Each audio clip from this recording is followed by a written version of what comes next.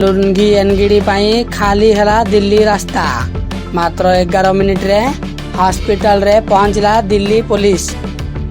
हाँ दर्शक बंधु, शनिवार अरुण जेटली स्टेडियम रे पंजाब किंग्स विपक्ष रे आईपीएल 2026 मैच चली समय रे दिल्ली कैपिटल रो द्रुत बॉलर लुंगी एनगिडी मुंडरे गंभीर आहत होइछंती।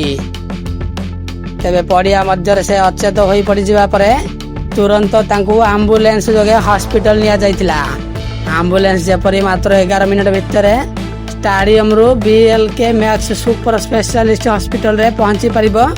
सेथि पई दिल्ली ट्रैफिक पुलिस एक स्वतंत्र ग्रीन कॉरिडोर प्रस्तुत करी असाधारण उत्सरता देखाइतिला।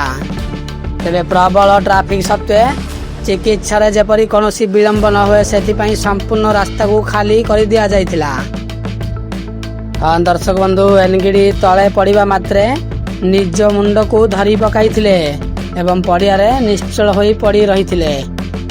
एही दृश्य देखि स्टेडियम रे उपस्थित दर्शक एवं खेलाड़ी माने स्तब्ध मध्य होई जाइथिले।